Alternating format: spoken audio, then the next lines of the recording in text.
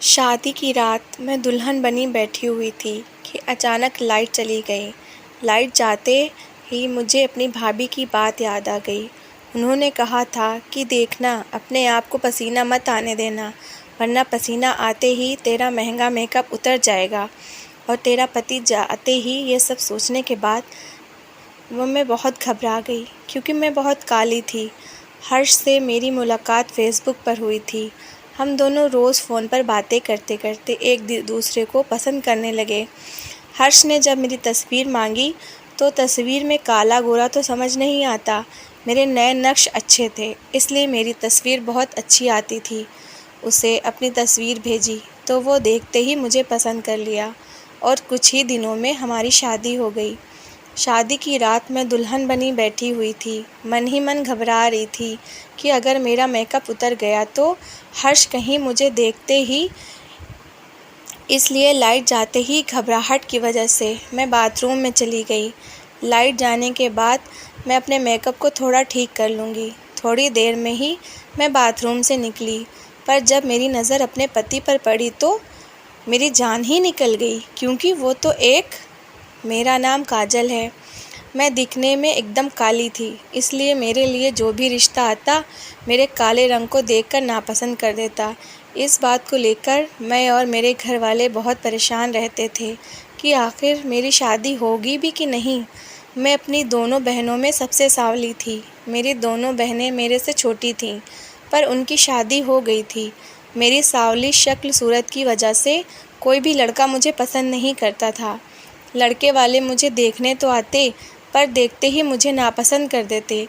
अगर मेरी सांवली सूरत को न देखा जाए तो मैं हर चीज़ में आगे थी, खाना बना लेती और पढ़ने में भी ठीक थी। पर हमारे समाज में मुझ जैसी लड़कियों की हर खूबी उनकी सांवली रंगत में छुप जाती है। मेरे लिए आने वाले हर रिश्ते मेरे मुंह पर ही कह देते कि ये लड़की तो बहुत सांवली है। अगर अपनी छोटी बेटी का रिश्ता करना चाहते हैं तो बता दीजिए। वो लोग ये नहीं सोचते कि इस छोटी सी बातों से मेरे ऊपर क्या गुज़रता होगा। लड़के वालों के जाते ही मैं खूब रोती। माँ मुझे बहुत समझाती। धीरे धीरे वक्त गुज़रता जा रहा था और मेरी उम्र भी निकलती जा रही थी। कुछ दिन बाद मेरे से छोटी मेरी दोनों बहनों की शादी हो गई। मैंने और मेरे घर वालों ने तो मेरी शादी की उम्मीद ही छोड़ दी थी। पर कुछ दिन बाद उम्मीद की किरण तब नज़र आई जब मैंने फ़ेसबुक ओपन किया। फ़ेसबुक पर ही मेरी मुलाकात हर्ष से हुई थी। हर्ष दिखने में काफ़ी खूबसूरत थे। मैंने फ़ेसबुक पर उनकी तस्वीर देखी थी। मैंने फ़ेसबुक तो लॉगिन किया था, पर उसमें मेरे नाम के सिवा और कुछ नहीं था। मैंने अपनी एक भी पिक्चर फ़ेसबुक पर नहीं डाली थी। जब मैंने हर्ष को फ्रेंड रिक्वेस्ट भेजी तो उन्होंने एक्सेप्ट कर ली। उसके बाद हम दोनों की चैटिंग से बातें होने लगी, तो बातों ही बातों में उन्होंने मुझसे मेरी तस्वीर मांगी। पहले तो मैं तस्वीर भेजने में हिचकिचाई, पर जब हर्ष ने ज़िद की तो मैंने मोबाइल की मदद से अपनी तस्वीर को फ़िल्टर कर भेज दी। मेरे नए नक्श तो बहुत सुंदर थे, बस कलर ही सांवला था, और फ़िल्टर करने के बाद मेरी तस्वीर बहुत खूबसूरत आई। मेरी तस्वीर देखते ही हर्ष मेरी बहुत तारीफ़ करने लगे। काफ़ी दिनों तक हमारी फ़ेसबुक पर बातें हुईं। उसके बाद हर्ष ने मुझे प्रपोज़ किया। मैं तो यही चाहती थी कि जब ये बात मैंने अपनी माँ को बताई और हर्ष के बारे में सब कुछ बताया कि हर्ष एक सॉफ्टवेयर कंपनी में इंजीनियर हैं और मुझे पसंद करते हैं, तो माँ भी बहुत खुश हुई। उन्होंने फ़ोन पर हर्ष के घर का एड्रेस लिया। पता पाने के बाद माँ और भैया हर्ष को देखने हर्ष के घर गए। मैं बहुत खुश थी, पर ना जाने क्यों माँ जब से आई तो बहुत उदास थी। मैंने जब माँ से पूछा, माँ क्या हुआ, उन लोगों ने क्या कहा है, तो दबे शब्दों में माँ ने कहा, कुछ नहीं, वो लोग तैयार हैं और शादी सादगी से करना चाहते हैं। ये बात सुनकर मेरे मन में कुछ खटका, क्योंकि हर्ष घर के इकलौते बेटे थे और वो भी शादी सादगी से करना चाहते हैं। ये क्या बात हुई। पर कुछ भी नहीं, मेरी शादी इतनी मुश्किल से और इतने दिन बाद हो रही थी। हम लोगों ने लड़के वालों की हर बात मान ली और कुछ ही दिनों में मेरी और हर्ष की शादी हो गई। शादी होने से पहले मैंने एक बात कही थी कि माँ, अगर वो लोग अपनी इतनी शर्तें मनवाना चाहते हैं तो हमारी तरफ से भी उन्हें एक शर्त बता दो कि हमारे घर में लड़कियों की शादी पर्दों में होती है। पर्दे में शादी होने से बिना किचकिच के मेरी शादी भी हो जाएगी और किसी को पता भी नहीं चलेगा कि मैं इतनी बदसूरत हूँ। और शादी होने के बाद क्या है, जब शादी हो जाएगी तो मैं अपने प्यार और गुण से अपने पति को अपना बना लूँगी। माँ ने बिना कुछ कहे मेरी बात मान ली और लड़के वालों को बता दिया कि हमारे घर पर शादी पर्दे में होगी। लड़के वालों ने भी हमारी शर्त मान ली। कुछ दिन बाद मेरी और हर्ष की शादी हो गई। शादी होने के बाद भाभी मेरे कमरे में आई और मुस्कुराकर मुझे देखने लगी। काजल, शादी की पहली रात को अपने आप को पसीना मत आने देना, वरना इतना महंगा मेकअप तुम्हारा ख़राब हो जाएगा। उस वक्त मैंने भाभी की बातों को गौर नहीं किया और दुल्हन बनकर ससुराल चली गई। मैं सुहाग की सेज पर बैठी हुई थी, तभी अचानक लाइट चली गई। लाइट के जाते ही मुझे थोड़े बहुत पसीने आने लगे और मुझे भाभी की बात याद आ गई कि देखना, पसीने मत आने देना। लाइट के जाते ही मैं घबराकर बाथरूम में चली गई। जब लाइट आएगी तो मैं अपने मेकअप को ठीक से कर लूँगी। कुछ ही देर में लाइट आ गई थी। मैं बाथरूम से बाहर आई तो देखा हर्ष बेड पर बैठे हुए थे। मैंने आज पहली बार हर्ष को सामने से देखा था, क्योंकि मैं खुद ही चाहती थी कि मेरी शादी में ज़्यादा तामझाम ना हो, कि लड़के वाले मेरी सांवली रंगत देखते ही मुझे छोड़ दें। मेरे घर वाले ही हर्ष को देखने हर्ष के घर गए थे और हर्ष के घर वालों को तो मैं तस्वीर में ही पसंद आ गई थी। इसलिए आज मैं पहली बार सामने से हर्ष को देख रही थी। फेसबुक पर मैंने जैसा हर्ष को देखा था, हर्ष बिल्कुल वैसे ही थे, एकदम बहुत ही खूबसूरत। आज सामने से देखा तो उनकी खूबसूरती देखकर मैं थोड़ा घबरा हुई थी कि कहीं वो मेरे साले रंग की वजह से मुझे छोड़ न दें। फिर भी मैं अपने आप को संभालते हुए उनके पास गई और उनके बगल में बैठ गई। कुछ वक्त हम दोनों में खामोशी थी। फिर अचानक हर्ष ने कहा, तुम अपनी तस्वीर से भी ज़्यादा खूबसूरत हो। यही कहते हुए हर्ष ने मुझे मुंह दिखाई की अंगूठी पहनाई। मैंने पहली बार किसी के मुंह से अपनी तारीफ़ सुनी थी और वो भी आज मेरा पति मेरी तारीफ़ कर रहा था। मैं बहुत खुश थी, बस अंदर से डरी हुई थी कि कहीं मेरा मेकअप धुलने के बाद हर्ष की मोहब्बत कम ना हो जाए। अभी मैं ये सोच रही थी, तभी हर्ष ने कुछ ऐसा कहा कि मेरे होश उड़ गए। उन्होंने कहा, तुम हाथ मुंह धोकर हल्के फुल्के कपड़े पहन लो, ये भारी भरकम कपड़ों से तुम परेशान हो रही होगी। हर्ष की बात ने मेरे दिमाग में खलबली मचा कर रख दी थी कि अब क्या होगा। मैं बहुत घबराई हुई थी, पर हर्ष बार बार यही बोल रहे थे कि जाओ अपने कपड़े चेंज कर लो। मैं ना चाहते हुए भी वॉशरूम में गई और मुंह हाथ धोकर सिंपल सा कपड़ा पहनकर डरते डरते बाहर आई। पर हर्ष की बातों ने तो मुझे हैरान करके रख दिया। वो मुझे देखते ही कहने लगे, अब तुम पहले से भी ज़्यादा खूबसूरत लग रही हो। उनकी इन बातों से मैं सोच में पड़ गई कि ये क्या, एक बार भी मेरी काली सूरत के बारे में कुछ नहीं कहा और नहीं तो मेरी तारीफ़ करते जा रहे हैं। वो मेरी तारीफ़ करते हुए कह रहे थे, तुम मेकअप से ज़्यादा सादगी में अच्छी लगती हो। वो बस मेरी तारीफ़ें किए जा रहे थे और मैं अपनी किस्मत पर रश्क कर रही थी कि भले ही मेरी शादी लेट हुई, पर एक बहुत अच्छे और ख़ूबसूरत इंसान से हुई। अभी मैं यही सोच रही थी कि दरवाज़े पर दस्तक हुई और उस दस्तक ने मेरी ज़िंदगी अंधेर करके रख दी। हर्ष दरवाज़ा खोलने के लिए खड़े हुए तो मैंने देखा हर्ष स्टैंड के सहारे भटकते हुए चल रहे थे। लोहे की स्टिक के सहारे कमरा का दरवाज़ा खोला। हर्ष की एक टांग घुटने के नीचे से नहीं थी। ये सब देखकर मैं फूट फूट कर रोने लगी। कमरे के बाहर मेरी ननद थी जो दूध लेकर आई थी। वो दूध रखकर चली गई। आज मुझे माँ की चुप्पी याद आ रही थी। माँ जब हर्ष को देखकर आई थी तो इतनी चुप चुप क्यों थी।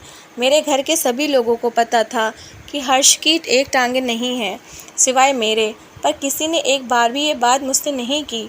उन्हें तो ये था कि किसी की तरह मेरी शादी हो जाए और मैं इस घर से चली जाऊं।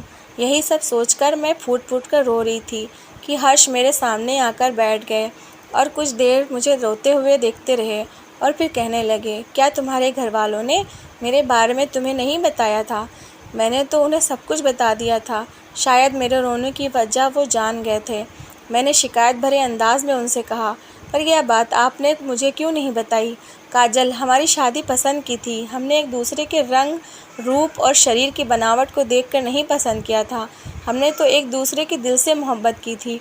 मुझे भी यह बात आज पता चली है कि तुम इतनी सांवली हो, पर मैंने तो तुमसे कोई शिकायत नहीं की, क्योंकि मैं तुमसे प्यार करता हूँ और प्यार करने वाले दिल से प्यार करते हैं, ना ही कि उनके रंग रूप से। यही कहते हुए हर्ष ने मेरे हाथों को पकड़ा। तभी मैंने उनके हाथों से अपने हाथ को झटकते हुए सोफे पर जाकर सो गई। मेरी हरकत देखकर कुछ पल को वो मुझे खामोशी से देखते रहे और फिर बेड पर लेट गए। धीरे धीरे करके मेरी शादी को 10 से 12 दिन बीत गए, पर मैं हर्ष से बात नहीं कर रही थी, क्योंकि मेरे साथ धोखा किया गया था। घर में मैं सभी से बातें करती, पर हर्ष से नहीं। हर्ष जब भी कमरे में आते तो मेरी खामोशी की वजह पूछते, पर मैं उन्हें कोई बात जवाब नहीं देती। हर्ष एक सॉफ्टवेयर इंजीनियर थे। वो घर से ही लैपटॉप पर काम करते। जब मैंने अपनी खामोशी की कोई वजह नहीं बताई तो वो बिना कुछ कहे अपने काम में बिज़ी हो गए। मैंने देखा हर्ष अपना हर काम बड़ी मुश्किल से करते। उन्हें अगर कुछ चाहिए होता तो बड़ी मुश्किल से उठते। उन्हें ऐसा करता देख मैं उनकी मदद करना तो बहुत दूर की बात थी, गुस्से से मैं मुंह फेर लेती थी। हर्ष अगर भूल कर भी मुझसे कोई अपनी चीज़ मांगते तो मैं उन्हें चिढ़कर जवाब देती, पर वो मेरी किसी भी बात का पर गुस्सा नहीं करते, बल्कि मेरी हर खरी खोटी खामोशी से सुन लेते। एक दिन हर्ष ने मुझसे कहा कि मैं काम से कहीं बाहर जा रहा हूँ, अगर तुम्हें मायके जाना है तो मैं तुम्हें छोड़ दूँगा। उनकी यह बात सुनकर मैं हंसते हुए बोली, क्या आप इस काबिल हैं कि मुझे कहीं ले जा सकें? मेरी इस बात पर उनका चेहरा बुझ सा गया। वो कहने लगे, मुझे गाड़ी चलानी आती है। उनकी ये बात मुझे हैरान करके रख दी। फिर मैंने सोचा शायद इनकी गाड़ी ऑटोमेटिक होगी। फिर मैंने सोचा चलो चलती हूँ और देखती हूँ ये गाड़ी कैसे चलाते हैं। मैंने देखा गाड़ी नॉर्मल गाड़ियों की तरह ही थी और वो एक पाँव से ही गाड़ी को कंट्रोल करके बड़े सलीके से चला रहे थे। सिग्नल पर गाड़ी खड़ी हुई तो आसपास गुजरने वाली कुछ लड़कियां हम दोनों को हैरत से देखने लगीं। कैसा खूबसूरत लड़का है, और बीवी देखो बिल्कुल काली। मुझे तो तरस आ रहा है बेचारे पर। लड़कियों की बातें सुनकर तो मेरा खून खौलने लगा। उन लोगों ने मेरे ज़ख्म नए सिरे से ताज़ा कर दिए थे। मेरा चेहरा देखते ही हर्ष समझ गए कि उन लड़कियों की बातों ने मुझे परेशान कर दिया है। वो मुझे समझाते हुए कहने लगे, तुम लोगों की बातों की परवाह मत किया करो, क्योंकि तुम मेरे लिए बहुत खूबसूरत हो। हर्ष की ये बात सुनकर मैंने गुस्से में कहा, बस करो अब मेरी तारीफ़ें करना। एक लड़की के लिए बिल्कुल आसान नहीं होता अपाहिज के साथ ज़िंदगी गुजारना।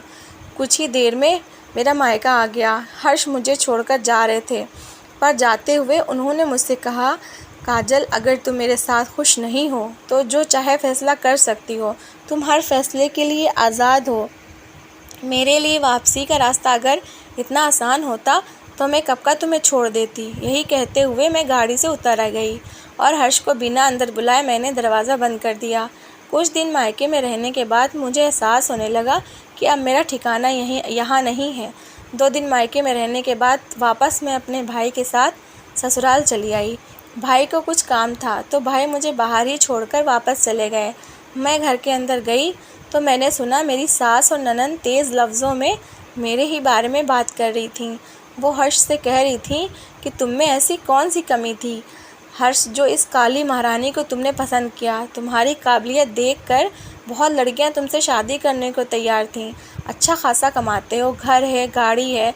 तुमने एक बार भी महसूस किया है कि वो तुम्हारे साथ बिल्कुल अच्छी नहीं लगती?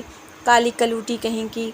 हर्ष ने गुस्से में कहा, बस करिए माँ, काजल मेरी पत्नी है और वो कितनी खूबसूरत है ये मेरे से बेहतर कोई नहीं जानता। जब मैं उसके साथ खुश हूँ तो किसी को कोई हक नहीं है उसे कुछ कहने का। खामोशी से उनकी बातें सुनने के बाद मैं सीधा अपने कमरे में चली गई और मुझे अपनी गलती का शिद्दत से एहसास होने लगा। मैं अभी यही सब सोच रही थी तभी हर्ष कमरे में आए और मुझे देखकर हैरान हो गए और पूछने लगे, तुम कब आई? मैंने कहा, सही वक्त पर पहुंच गई थी। फिर मैं उनके करीब आई और सहारा देते हुए मैंने उन्हें बेड पर बिठाया और ख़ुद फर्श पर उनके पैरों के पास बैठ गई। वो मुझे यूं अपने पैरों के पास बैठा हुआ देखकर वो हैरान हो गए। नैन, काजल, तुम यहाँ पर क्यों बैठी हो? उनके इस बात पर मैं फूट फूट कर रोने लगी। आज मुझे एहसास हो गया था कि हर्ष ने मुझसे सच्चा प्यार किया था, इसलिए मेरे अंदर की कोई भी कमी उन्हें कमी नहीं लगती थी। मैं थी कि बस उनमें कमियां निकालती जा रही थी। मुझे अपनी गलती का एहसास हो गया था। मैंने हर्ष से माफ़ी मांगी। आज मैंने हर्ष को अपना सब कुछ सौंप दिया। आज मैं उनके साथ बहुत खुश हूँ, क्योंकि वो एक बहुत अच्छे इंसान हैं और सबसे बड़ी बात तो ये है कि वो मुझसे बहुत प्यार करते हैं। तो दोस्तों, बताइएगा आप लोगों को कहानी कैसी लगी। ओके, शुक्रिया, थैंक यू।